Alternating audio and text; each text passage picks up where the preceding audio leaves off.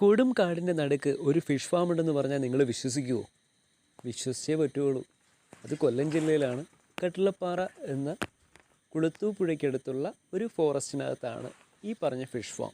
JMS fish farm എന്നാണ് ആ ഫാമിൻ്റെ പേര്. അച്ചായനും മകൻ ജിതിനും കൂടി ചേർന്നിട്ടാണ് ഈ ഫിഷ് ഫാം നടത്തുന്നത്. ഈ ഫിഷ് ഫാമിൻ്റെ പ്രത്യേകത എന്താണെന്ന് വെച്ചാൽ, നമുക്ക് അവിടെ ചെന്ന് നമുക്ക് ആവശ്യമുള്ള മീൻ ഏതാണെന്ന് പറയുകയാണെങ്കിൽ, അല്ലെങ്കിൽ നമ്മൾ ചൂണ്ടയിട്ട് ആ മീൻ പിടിച്ചു കൊടുക്കുകയാണെങ്കിൽ അതവർ കറി വെച്ചോ പൊരിച്ചോ എന്താണെന്ന് വെച്ചാൽ നമ്മുടെ ഇഷ്ടത്തിനനുസരിച്ച് പാചകം ചെയ്ത് തരുന്നുണ്ടായിരിക്കും. ലൈവ് കുക്കിംഗ് ആണ്, അതെല്ലാം കാണാനായിട്ടുള്ള സൗകര്യം ഉണ്ടായിരിക്കും.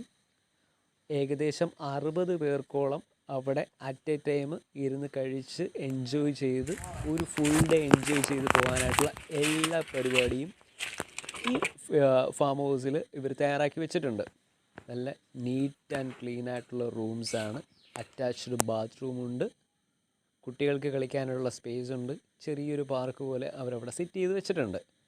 എല്ലാം നല്ല രസമുള്ള നല്ല ആംബിയൻസ് ഉള്ള സ്ഥലമാണ്.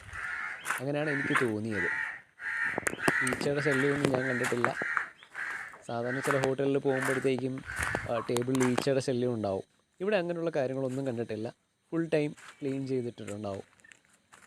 ഇവരുടെ പ്രോപ്പർട്ടിയോടുകൂടി ചേർന്നിട്ട് തന്നെയാണ് ഈ പറഞ്ഞിരിക്കുന്ന പോണ്ടൊക്കെ ഉള്ളത്.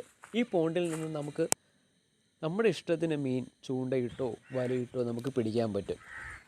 ആ പോണ്ടിനോട് ചേർന്ന് ഒരു ചെറിയ നമുക്ക് ഡിസ്കഷൻസൊക്കെ നടത്താൻ പറ്റുന്ന രീതിയിൽ, ചെറിയ മൈനർ ഡിസ്കഷൻസൊക്കെ നടത്താൻ പറ്റുന്ന രീതിയിലുള്ള ഒരു ഇരിപ്പിടവും കാര്യങ്ങളുമെല്ലാം അവർ ക്രമീകരിച്ച് വെച്ചിട്ടുണ്ട്.